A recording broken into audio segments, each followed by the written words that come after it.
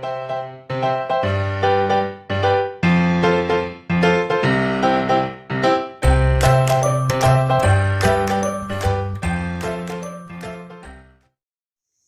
विद्यार्थी मित्रांनो, संजीवनी क्लासेस लोणेरेमध्ये आपलं सर्वांचं खूप खूप स्वागत।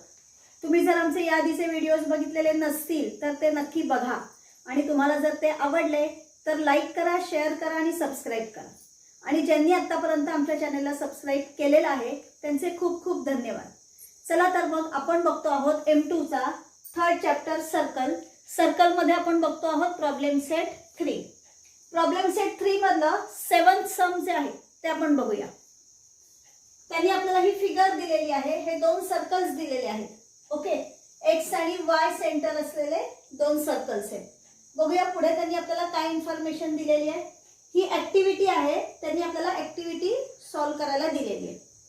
बघा, in the figure circles with centres x and Z touch each other at point Z. म्हणजे एक्स आणि वाय सेंटर असलेले सर्कल्स आहेत। झेड हा आहे त्यांचा टचिंग पॉइंट, म्हणजे त्या दोन्ही सर्कलचा झाला तो common point. A secant passing through Z intersects the circles at points A and B respectively. बघा काय म्हटले, सेकंड पासिंग थ्रू झेड म्हणजे या झेड पॉइंट मधून पास होणारी ही सेकंड आहे।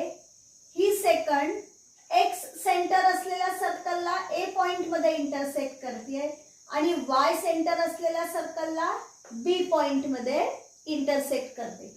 बघा इथे त्यांनी रिस्पेक्टिव्हली दिलेला आहे, मग इथे ए आणि बी रिस्पेक्टिव्हली असं म्हटलेलं आहे आणि इथे एक्स आणि वाय सेंटर असलेले सर्कल, बरोबर ना। मग जसा इथे सेंटर्सच्या नावाचा सिक्वेन्स आहे त्याप्रमाणे इथे ती सेकंड सर्कलला दोन्ही जी इंटरसेक्ट करते त्या इंटरसेक्टिंग पॉइंट्सचा सिक्वेन्स आहे, हे लक्षात ठेवायचं। ओके, मी लक्षात ठेवायला यासाठी सांगतेय की इथे त्यांनी तुम्हाला फिगर दिलेली आहे, कदाचित फिगर न देता ते तुम्हाला सम सुद्धा डायरेक्ट देऊ शकतात आणि प्रूव्ह दॅट विचारू शकतात। येते लक्षात? म्हणून आपल्याला हेही लक्षात ठेवलं पाहिजे की त्यांनी इथे जसा सर्कलच्या सेंटर्सच्या नावाचा सिक्वेन्स दिलाय त्याप्रमाणे त्यांनी इथे ए आणि बी या दोन पॉइंट्स मध्ये ती सेकंड इंटरसेक्ट करते हे सांगितलेले। ओके, म्हणून आपण एक सेंटर असलेल्या सर्कलला ती सेकंड इंटरसेक्ट करते, तिथे बघतोय ए पॉइंट आहे आणि या सर्कलला ती इंटरसेक्ट करते, तिथे आहे पॉइंट बी, बरोबर। Prove that radius X A parallel to radius Y B, म्हणजे एक्स ए आणि वाय बी या दोन्ही रेडियाय पॅरलल आहेत हे आपल्याला प्रूव्ह करून दाखवायचे। Okay, fill in the blanks and complete the proof. आपण फिल इन द ब्लँक्स करणार आहोत आणि प्रूफ कंप्लीट करणार आहोत, पण लक्षात ठेवायचं आहे मी प्रत्येक वेळेला ऍक्टिव्हिटी ज्या वेळेला असते त्या वेळेला सांगते की तुमच्या टेक्स्टबुक मध्ये हे सम ॲज अ ऍक्टिव्हिटी म्हणून दिलेलं आहे, याचा अर्थ पेपर मध्ये ते तुम्हाला ऍक्टिव्हिटी म्हणूनच येईल असं नाही। त्यामुळे विदाउट स्टेप्स सुद्धा आपल्याला हे सम आणि फिगर पाहून सम सॉल्व्ह करता आलं पाहिजे। येते लक्षात? आता इथे आपल्याला काय करावं लागणार आहे बघा, बघा एक्स ए आणि वाय बी हे दोन आपल्याला पॅरलल दाखवायचे आहेत। ओके, मी इथे घेते बघा, एक्स ए आणि वाय बी आपल्याला अशा दिसत आहेत, बरोबर। एक्स ए आणि वाय बी या पॅरलल दाखवायच्या आहेत आपल्याला, बरोबर। मग या जर का आपल्याला पॅरलल दाखवायच्या आहेत तर त्या दोघांची आपण जर ही ट्रान्सव्हर्सल घेतली तर बघा हे जे अँगल मिळत आहेत हे आपल्याला मिळत आहेत अल्टरनेट अँगल्स, कारण हा आपल्याला झेड मिळतोय बघा, बरोबर। मग अल्टरनेट अँगल्स जर आपण कॉन्ग्रुएंट दाखवलं तर दोन्ही रेडियस आपण पॅरलल दाखवू शकतो। मग इथे कोणते दोन अँगल्स दिसतात आपल्याला, अँगल ए आणि अँगल बी, म्हणजे हा ए अँगल आणि हा बी अँगल, हे दोन अँगल्स आपल्याला कसे कॉन्ग्रुएंट दाखवता येतील ते बघायचं आहे, ते त्यांनी आपल्याला तिथे दिलेले, बरोबर। मग आता सगळ्यात पहिल्यांदा आपल्याला माहिती आहे की हे दोन्ही टचिंग सर्कल्स आहेत। टचिंग सर्कल असल्यामुळे त्यांचे सेंटर्स आणि त्यांचा पॉइंट ऑफ कॉन्टॅक्ट हे काय आहेत, कोलिनियर आहेत, बरोबर। हे तिन्ही सुद्धा एका लाईनवरती आहेत। मग आता हे कोलिनियर पॉइंट्स आहेत, मग एक्स वाय हे कोलिनियर पॉइंट्स आहेत एक्स झेड वाय, बरोबर। आणि इथे ए बी सेकंड आहे ती झेड पॉइंट मधून जाते, म्हणजे ए झेड वाय हे पण कोलिनियरच पॉइंट्स आहेत, बरोबर. म्हणजे मग या ज्या दोन लाईन्स आहेत एक्स वाय आणि ए बी, त्यांचा झेड हा आहे इंटरसेक्शन पॉइंट. म्हणजे या ठिकाणी आपल्याला हे मिळतं आहे व्हर्टिकली ऑपोजिट अँगल्स, बरोबर. नेहमी लक्षात ठेवायचं व्हर्टिकली ऑपोजिट अँगल्स आपल्याला कसे ओळखायचे. बघा इथे याप्रमाणे इंटूचे खूण दिसते तुम्हाला, बरोबर की नाही. इंटू दिसत असेल तर आपण तिथे म्हणणार ते काय आहेत, व्हर्टिकली ऑपोजिट अँगल्स, बरोबर. आता बघा हे दोन अँगल्स आपण कॉन्ग्रुएंट दाखवतोय व्हर्टिकली ऑपोजिट अँगल्स म्हणून, बरोबर. त्यानंतर जर आपण एक्स ए झेड हा ट्रायंगल घेतला तर या ट्रायंगल मध्ये एक्स ए आणि एक्स झेड या ज्या ट्रायंगलच्या दोन साइड्स आहेत, या दोन साइड्स म्हणजे रेडिया ऑफ सेम सर्कल आहेत. म्हणजे या दोन साइड्स आहेत, या दोन साइड्स आपल्याला कॉन्ग्रुएंट मिळणार आहेत, बरोबर. आणि आयसोसेलेस ट्रायंगल थिअरमने जर का या दोन साइड्स कॉन्ग्रुएंट असतील तर हे दोन अँगल्स पण कॉन्ग्रुएंट येणार, बरोबर आहे. जसं या ट्रायंगल मध्ये आपण दाखवलं तसंच या ट्रायंगल मध्ये सुद्धा आपण दाखवू शकतो की वाय बी आणि वाय झेड या दोन्ही रेडिया ऑफ सेम सर्कल म्हणून कॉन्ग्रुएंट आहेत. म्हणजे वाय बी झेड या ट्रायंगलच्या वाय बी आणि वाय झेड या दोन साइड्स कॉन्ग्रुएंट आल्या म्हणून त्यांचे ऑपोजिट अँगल्स सुद्धा कॉन्ग्रुएंट येणार. पुन्हा इथे पण आपण आयसोसेलेस ट्रायंगल थिअरम वापरतोय, बरोबर. आता लक्षात घ्या आपण हे दोन अँगल सुरुवातीला व्हर्टिकली ऑपोजिट अँगल म्हणून कॉन्ग्रुएंट दाखवले, बरोबर. मग जर हे दोन अँगल्स कॉन्ग्रुएंट आहेत आणि आयसोसेलेस ट्रायंगल थिअरमने याच्या बरोबर आपण हा अँगल कॉन्ग्रुएंट दाखवतोय, याच्या बरोबर हा अँगल कॉन्ग्रुएंट दाखवतोय, म्हणजेच ए आणि बी हे दोन अँगल्स सुद्धा कॉन्ग्रुएंटच होणार आहेत, बरोबर. आणि ए आणि बी हे दोन अँगल्स आपण कॉन्ग्रुएंट दाखवले म्हणजे आपल्याला हवे असलेले अल्टरनेट अँगल्स कॉन्ग्रुएंट मिळाले. आणि अल्टरनेट अँगल्स कॉन्ग्रुएंट आले, therefore X A parallel to Y B हे प्रूव्ह झालं. ओके, बघूया त्यांनी स्टेप्स या पद्धतीने दिलेले आहेत का. बघा, draw segment x Z and dash. ज्या ज्या ठिकाणी फिल इन द ब्लँक्स आहे त्या ठिकाणी मी रेड लाईन काढलेली आहे म्हणजे तिथे आपल्याला आन्सर लिहायचे. Okay, draw segment x Z. बघा एक्स झेड म्हणजे त्यांनी इथे हे कन्स्ट्रक्शन सारखं दिलेलं आहे. म्हणजे त्यांनी तुमच्या टेक्स्टबुक मध्ये या लाईन्स आहेत ना, या अशा डॉटेड लाईन्स दिलेल्या आहेत. डॉटेड लाईन्स आहेत याचाच अर्थ काय की ते कन्स्ट्रक्शन असणार आहे, बरोबर. म्हणून मग ड्रॉ सेगमेंट एक्स झेड. जर एक्स झेड काढलं तर एक्स झेडच्या जोडीला इथून आपण काढणार सेगमेंट वाय झेड. म्हणून मग मी इथे लिहिते draw segment x Z and Y Z. इथे सेग लिहायची गरज नाही का, कारण इथे त्यांनी सेगमेंट्स असं प्लुरल लिहिलेलं आहे, बरोबर. म्हणून सेगमेंट्स लिहिलंय म्हणून एक्स झेड आणि वाय झेड दोघांची नावं आपण इथे लिहिली. प्रूफ बघा, by theorem of touching circles points X Z Y are. Touching circle काय आहे की दोन सर्कल्स जर एकमेकांना एका पॉइंट मध्ये टच करत असतील तर त्यांचे सेंटर्स आणि त्यांचा पॉइंट ऑफ कॉन्टॅक्ट हे तिन्ही सुद्धा कोलिनियर असतात, बरोबर. हा आहे थिअरम ऑफ टचिंग सर्कल्स. मग त्यांनी थिअरमचं नाव तिथे डायरेक्ट दिलेलं आहे by theorem of touching circles. म्हणजे इथे आपल्याला लिहायला लागेल points X Z Y are collinear. Okay, next angle. Therefore angle X Z Y congruent to dash opposite angles. बघा त्यांनी इथे तुम्हाला रिझनही लिहून दिलेलं आहे म्हणजे तुम्हाला याच्या समोरची ही जी फिल इन द ब्लँक्स आहे ते लिहिणं खूपच इझी आहे. एक्स झेड ए याचा ऑपोजिट अँगल तुम्हाला शोधून काढायचा आहे. मग बघा एक्स झेड ए याचा ऑपोजिट अँगल आहे वाय झेड बी, बरोबर. म्हणजे इथे आपण अँगल वाय झेड बी या पद्धतीने लिहू शकतो, बरोबर. पण मी वाय झेड बी असं न लिहिता मी इथे लिहिणार आहे अँगल बी झेड वाय. बघा वाय झेड बी हे लिहिलं ना तर हे आपल्या कोऑर्डिनेट त्या पॉइंटचे जे ट्रायंगलचे व्हर्टायसेस आहेत त्या व्हर्टायसेसच्या करस्पॉन्डन्स नुसार आपला सिक्वेन्स एकदम खरं परफेक्ट होता. जर आपण X Z A is congruent to Y Z B घेतलं असतं तर. मग तरी मी बी झेड वाय का लिहिलं, कारण याच्या पुढची स्टेप बघा, let angle X Z A is equal to angle BZY is equal to A. म्हणजे हे जे वरती दोन अँगल्स आहेत जे इक्वल आपण दाखवलेले आहेत, ऑपोजिट अँगल्स आर कॉन्ग्रुएंट आपल्याला माहिती आहे, मग ते इक्वल दाखवलेले आहेत आणि त्यांचाच मेजर त्यांनी इथे A घेतलेला आहे.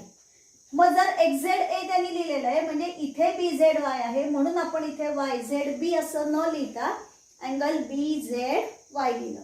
तुम्ही BZY च्या ऐवजी अँगल YZB लिहिलं तरीही तुमचं आन्सर चुकणार नाही, कारण एकाच अँगलचं तेही नाव आहे. बरोबर.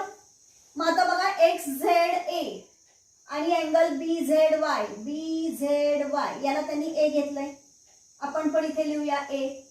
ओके, म्हणजे आपल्याला एक्सप्लेनेशन साठी अजून इझी जाईल. Now seg XA congruent to seg XZ, seg XA congruent to seg XZ. त्यांनी ही स्टेप लिहिलेली आहे. याचं रिझन आपल्याला लिहायचं आहे. याचं रिझन काय येणार? Radii of same circle. मग इथे आपण रिझन लिहूया, radii of same circle, radii of same circle. Okay, next. Therefore, angle XAZ is equal to angle XAZ is equal to dash is equal to a isosceles triangle theorem. त्यांनी isosceles triangle theorem असं reason घेतलेलं आहे. बरोबर आहे. म्हणजे आपल्याला माहिती आहे की जर आपण XA आणि XZ या दोन साइड्स इथे इक्वल दाखवतो आहोत, म्हणजे आयसोसेलस ट्रायंगल थिअरमने त्या दोन साइड्सचे ऑपोजिट अँगल्स म्हणजे XAZ आणि XZA हे दोन्ही अँगल पण इक्वल येणार आहेत. मग इथे त्यांनी XAZ लिहिलेला आहे, त्याच्या पुढे आपण लिहूया अँगल XZA. ओके, आणि XAZ is equal to XZA is equal to A. आपण अँगलचं नाव लिहिलं. बरोबर आहे. Similarly seg YB is congruent to. मग आता बघा YB बरोबर कोणता सेगमेंट कॉन्ग्रुएंट येईल? YZ. बरोबर. मग इथे लिहूया YB is congruent to seg YZ. YB आणि YZ या दोन्ही काय आहेत? Radii of same circle. म्हणजे इथे आपण पुन्हा रिझन लिहूया, radii of same circle. Okay, मग आता या ट्रायंगल मध्ये सुद्धा आपण YB आणि YZ हे दोन इक्वल दाखवले. बरोबर. म्हणजे त्यांचे ऑपोजिट अँगल इथेही आपल्याला इक्वल दाखवायचे असणार आहेत. मग इथे त्यांनी दिले अँगल BZY. बघा, angle BZY is equal to काय येईल? Angle ZBY. बरोबर. BZY इज इक्वल टू येणार angle ZBY is equal to A. इथे पुन्हा आपल्याला रिझन काय लिहावं लागेल? आयसोसेलस triangle theorem.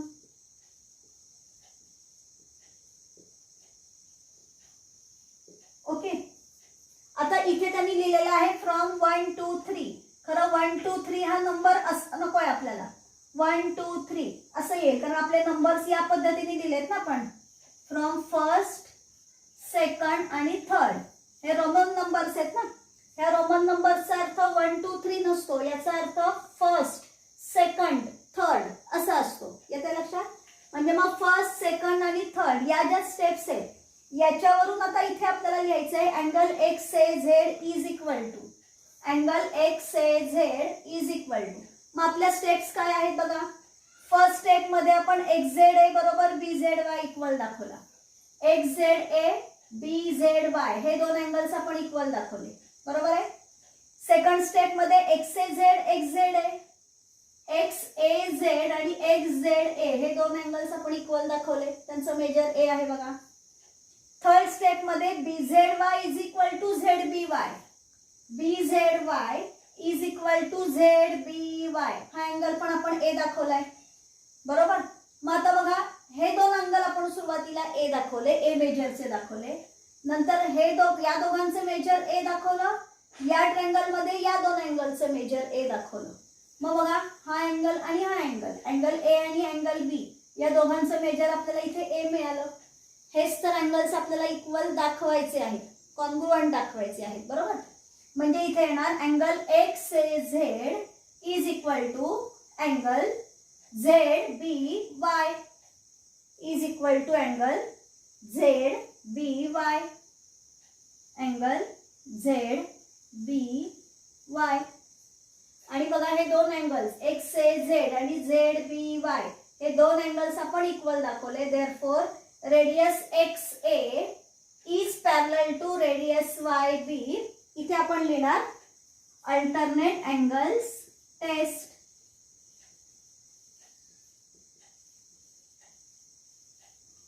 Alternate angles test. Okay, म्हणजे हे जे रिझन आहे हे रिझन सुद्धा आपण या ठिकाणी दाखवलं. लक्षात येत आहे? अतिशय सिंपल प्रूफ आहे. आता आपण बघूया नेक्स्ट सम. 8th सम बघूया आपण. फिगर दिलेली आहे त्यांनी. बघूया फिगर मध्ये काय दिलेलं आहे. In figure circles with centres x and Y touch internally at point Z. म्हणजे एक्स आणि वाय सेंटर असलेले दोन सर्कल्स आहेत. सर्कल्स कसे आहेत? इंटरनली टचिंग सर्कल्स आहेत. आणि झेड हा आहे त्यांचा point of contact. Seg B Z is a chord of bigger circle. Seg B Z. B Z is chord of a bigger circle and it intersects smaller circle at point A. ही chord या smaller सर्कलला A point मध्ये intersect करते. Prove that seg AX parallel to seg BY. AX आणि BY हे जे दोन segment आहेत हे दोन सेगमेंट आपल्याला पॅरलल दाखवायचे. एकदम सिंपल प्रूफ आहे. इथे आपल्याला फक्त दोनच थिअरम्सचा वापर करायचा आहे. एक थिअरम ऑफ टचिंग सर्कल्स आणि दुसरा आयसोसेलेस ट्रायंगल थिअरम. बस या दोनच थिअरमचा वापर करून आपल्याला याचं प्रूफ लिहायचंय. आता यासाठी आपल्याला आधी कन्स्ट्रक्शन करावं लागणार आहे. मी इथे ऑलरेडी काढलंय बघा. Draw सेग Y Z. Okay, Y Z हा सेगमेंट काढलेला आहे. एक्स हा पॉइंट त्यावरतीच येणार आहे. हे आपल्याला थिअरम ऑफ टचिंग सर्कल्सने आपण तिथे लिहिणार आहोत, बरोबर. म्हणून आपण लिहिताना कन्स्ट्रक्शन लिहिणार आहोत. Draw सेग Y Z. मग इथे मी कन्स्ट्रक्शन लिहिते. Draw सेग Y Z. Okay, proof. आता बघा प्रूफ लिहिताना आपण नेहमी काय करतो, जे गिव्हन आहे त्या गिव्हनचा वापर आपण प्रूफ लिहिताना करतो. आणि जे प्रूव्ह दॅट आहे ते प्रूव्ह दॅट म्हणजे आपल्या प्रूफची सगळ्यात लास्ट स्टेप असते, बरोबर. मग त्यांनी आपल्याला काय दिलेलं आहे. Circles with centres x and Y touch internally at point Z. मग इथे आपण लिहूया first point. Circles with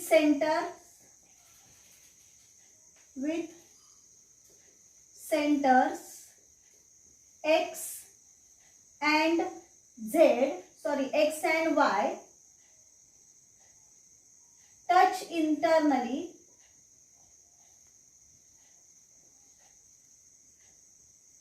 at point Z. याचं रिझन लिहूया आपण. Given therefore points Y, X, Z are collinear. Reason येणार त्याचं theorem of touching circles. Theorem of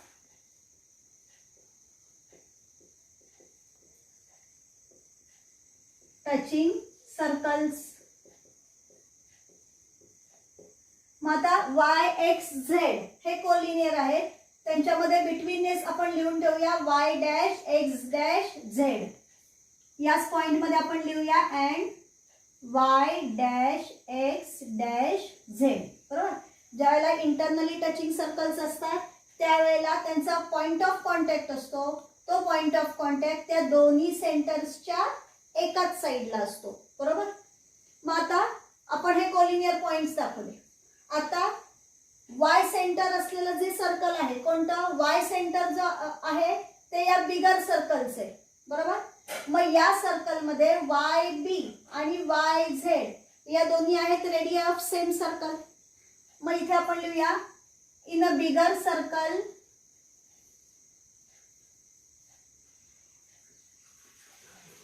with centre Y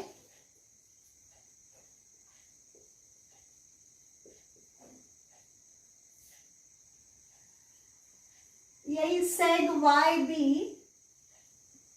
is congruent to seg YZ. Reason काय येईल याचं, radii of same circle, radii of same circle. मग आपल्याला माहिती आहे की जर का YB आणि YZ या दोन साइड्स कॉन्ग्रुएंट असतील तर YBZ या ट्रायंगल मध्ये YBZ आणि YZB हे दोन अँगल सुद्धा कॉन्ग्रुएंट येतील, बरोबर.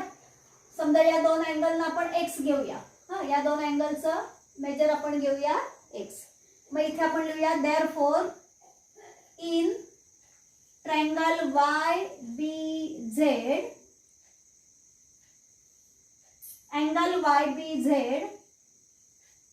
is congruent to angle YZB. Reason लिहूया isosceles triangle theorem.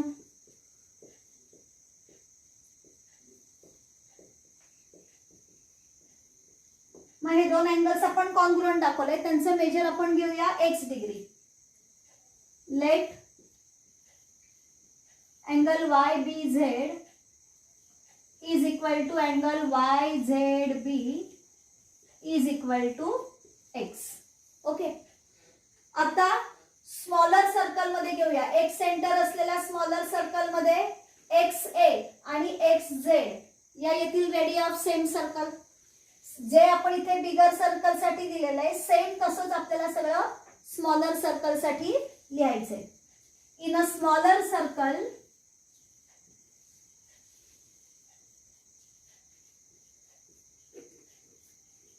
with center x इथे येणार आहे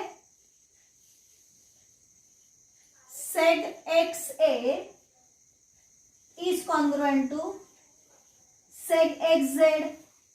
XA congruent to XZ. पुन्हा त्याला रिझन काय येणार, radii of same circle, radii of same circle. Therefore मग आता या दोन साइड्स कॉन्ग्रुएंट आल्या म्हणजे दोन अँगल कॉन्ग्रुएंट येतील. XAZ is congruent to angle XZA. Therefore angle XZA XAZ is congruent to angle XZA. Okay. पुन्हा याचं रिझन येणार आयसोसेलेस ट्रायंगल थिअरम.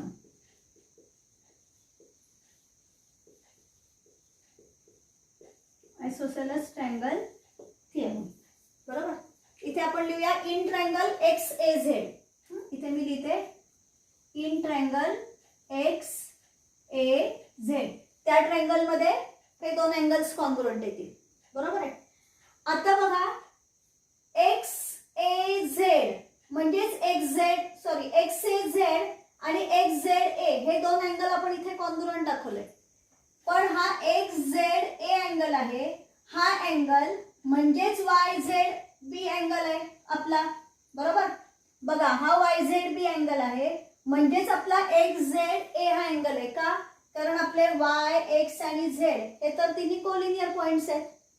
मग इथे आपण लिहूया बट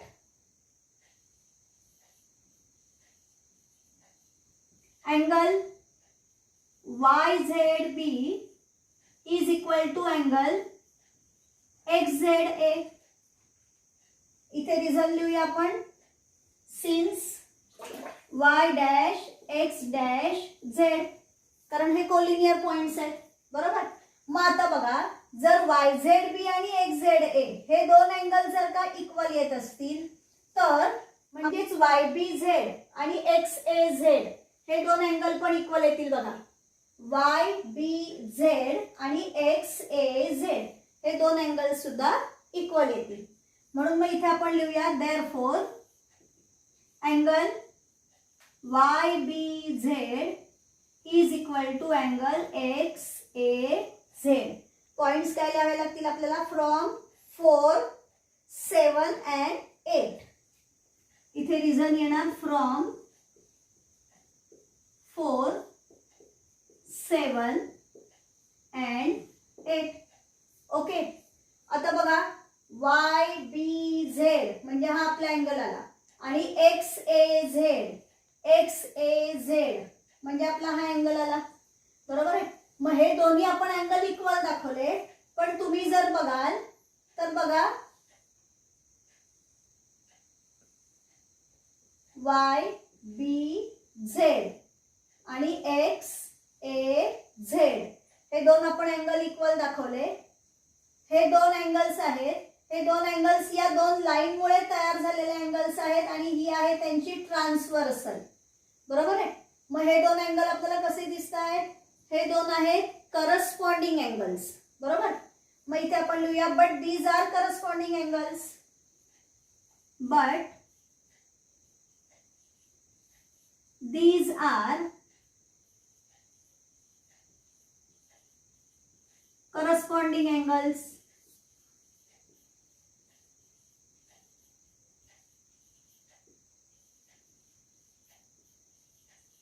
आणि जर करस्पॉन्डिंग अँगल्स इक्वल मेजरचे दाखवले म्हणजेच त्या लाईन्स कशा आल्या, पॅरलल आल्या. therefore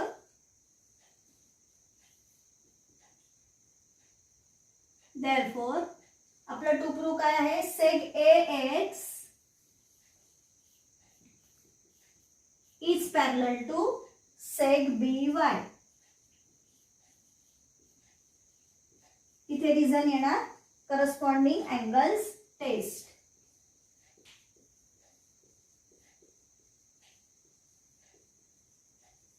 करस्पॉन्डिंग अँगल्स टेस्ट म्हणजे या टेस्टनी आपण हे दोन्ही एक X आणि BY हे सेगमेंट जे आहेत ते पॅरलल दाखवले. येतंय लक्षात. या व्हिडिओमध्ये आपण इथेच थांबणार आहोत. या पुढचे सम्स घेऊन आपण भेटूया पुढच्या व्हिडिओमध्ये.